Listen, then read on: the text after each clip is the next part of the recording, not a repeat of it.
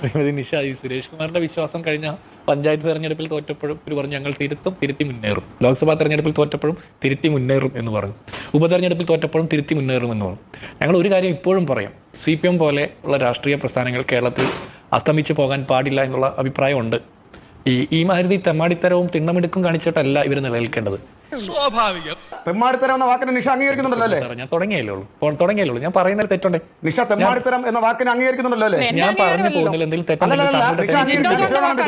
തെമ്മാടിത്തരം ജിൻഡോ പറഞ്ഞ വാക്കിനെ നിഷ അംഗീകരിക്കുന്നുണ്ടല്ലോ. ഇത് ഫ്ലോറിൽ നിങ്ങൾ ഞാൻ പറയാം. മുഖ്യമന്ത്രിയുടെ വാഹന വ്യൂഹം കടന്നു പോയപ്പോൾ കരിങ്കൊടി വീശിയ ചെറുപ്പക്കാരെ മുഖ്യമന്ത്രിയുടെ ഗൺമാൻമാർ ഇറങ്ങി തല്ലി ചതച്ചത് അതിന്റെ പേര് തെമ്മാടിത്തരം എന്ന് തന്നെയാണ് ശ്രീ സുരേഷ് കുമാർ. ചിലതൊക്കെ അങ്ങനെ പറയേണ്ടി വരും. ശരി, ശ്രീ ജിൻഡോ പറയും. ഈ തെമ്മാടിത്തരത്തിന് കൂട്ടു നിൽക്കുന്നതിനെയും അതിനേക്കാൾ വൃത്തികെട്ട തെമ്മാടിത്തരം ഞാൻ വിശേഷിപ്പിക്കും.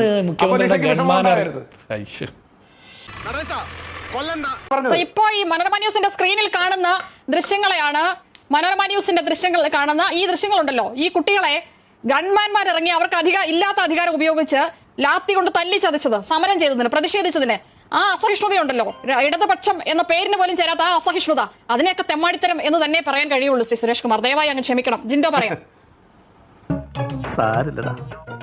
നീ എവിടെ പരിപാടി അവതരിപ്പിച്ചാലും ഇത് തന്നെയാണല്ലോ നിന്റെ വിധി.